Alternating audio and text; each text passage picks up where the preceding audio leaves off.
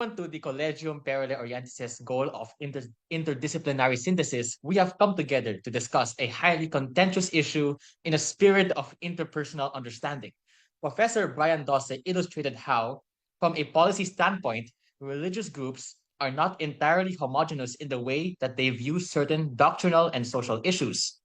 Viewing the human fluidity of religious communities allows us to consider the various religious justifications that can be made in order to justify various positions in controversial and disputed topics, coming from both preservationist and accommodationist standpoints.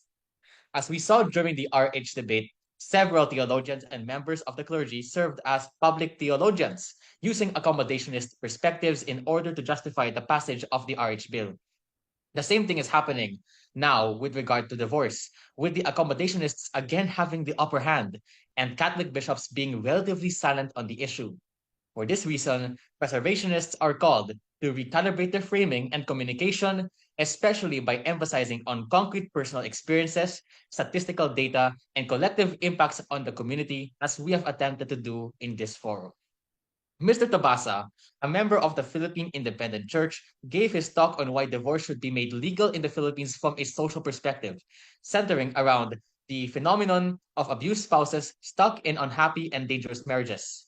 Abuse, which manifests itself in many forms, both psychological and physical, can undermine the stability of marriages and families.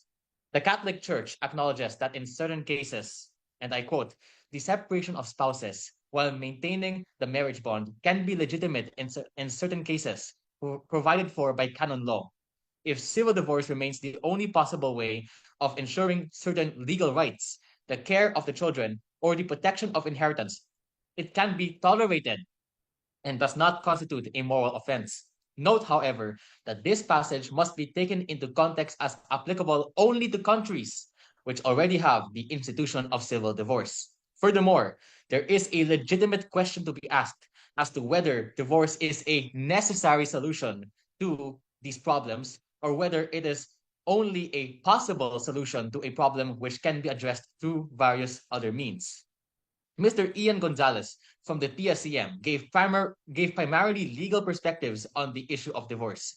Mr. Gonzales argued that absolute divorce is unnecessary due to various legal provisions already put into place to address various issues such as spousal abuse. He recommended a greater increase in the accessibility of the family code in order to grant concerned spouses resources in order to navigate their situation. Giving the experience of a student who lived in a blended home, he noted that the child was not even aware of the concept of love, and that when thus informed of the concept of love, she expressed the fact that her parents do not love one another. The effects, therefore, of even marital separation on children could have severe and grave consequences on the well being of children. Well, as a side note, I myself actually come from a blended home. Now, Reverend Terence Camua was next to discuss the theological significance of marriage and how divorce goes contrary to God's original plan for marriage, the creation of the human species as male and female. Though coming from the perspective of a Protestant clergyman whose church possesses a different ecclesiology from the Catholic Church, Catholics nevertheless have much to benefit from his exposition. Marriage is essential to our understanding of being church, insofar as the church is the bride of Christ. Hence, it also becomes clear why the Holy Church fights so adamantly to protect the institution of marriage, insofar as if we lose sight of marriage, reducing it to a temporary contract, we will soon lose sight of the truth about the church, is that indefectible institution established by none other than our Lord Jesus Christ. For just as a husband cannot be divorced from his wife, the church cannot be divorced from Jesus Christ. Father Ranhilio Aquino gave on the basis of constitutional logic that one may not hold both to divorce and the inviolability of marriage, due to the fact that divorce presupposes the violability of marriage. Furthermore, he argued that divorce can only be granted on one of two grounds, some grounds and all grounds. For the latter, this would render marriage a meaningless concept, but the former would prioritize the misery of particular couples over others. On what grounds? This demonstrates the presence of certain logical jumps in the legal and practical justification for divorce. Furthermore, he argued that the legalization of divorce would disincentivize certain couples from taking the steps of mending and coexisting with their differences when an easy backdoor is already available. Thirdly, he argued that a just society would be a society in which people can keep their promises on the level of parents, spouses, indeed, everyone. He then provided the church's position. Marriage is much more than a covenant, much more than a promise. It is a sacrament in which the believer can encounter Jesus Christ. The church teaches, as I mentioned a while ago, that marriage signifies the union of Christ and the church, which is his mystical body. St. Augustine referred to the church as the totus Christus, the whole Christ, which St. Thomas referred to as the mystical person of Jesus Christ. Calling upon the prophetic voice of the church, Father Aquino notes that our responsibility as Christians to direct the flourishing of society means that we are called to go beyond what the state can do and speak up for what the state should do.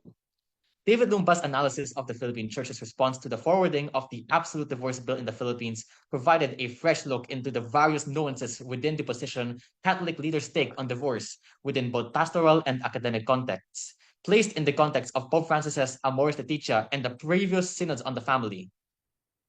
Pope Francis's commitment to synodality involved listening to various diverse voices within society while maintaining commitment to doctrinal points, both in matters of dogma and authentic magisterial teaching. The church recognizes the need for pastoral care of couples, the prioritization of children's welfare, the availability of counseling, and the conditional and case-by-case integration of the divorced and so-called remarried Catholics into the church's sacramental life. The general synodal theme of journeying together with Christ was applied to family life, with separation never being taken for anything more than a last resort. The church seeks to honor, strengthen, and maintain strong family bonds. John Paul II's view of the family as the communio personarum, or the communion of persons, mirrors the Blessed Trinity as a loving relationship between the divine persons, lover, beloved, and love. God elevated the family and thus further revealed this sublime truth by instituting the sacrament of matrimony. The role of the family as a fundamental building block of society is acknowledged both by natural law as well as the church in her doctrine on the domestic church, Ecclesia Domestica. The church, therefore, seeks to protect not only the institution of marriage as such, but also the institution of the family as constitutive of the church's very identity. With this in mind, we were able to progress towards a deeper understanding of the institution of marriage and the family, both from a natural and a supernatural perspective. These insights must be taken into account in the broader discussion on whether divorce should be honored and enshrined in the body of law.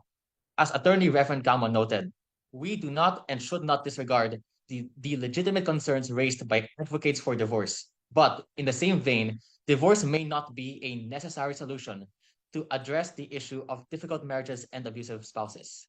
The effects of divorce on the family, as noted by Ian Gonzales, Janina Teodoro, and some of the other speakers, means that we should prioritize finding other possible solutions to address the various issues which can motivate couples to seek divorce before even considering having our recourse to an instrument which would have permanent and grave effects on the lives of families as well as the very institution of marriage and family itself. Once again, I am Tyler Chua, president of the Collegium Perulae Orientis, a member of the Love Our Pope Movement International, and a student of the University of Asia and the Pacific. God bless you all and have a good afternoon.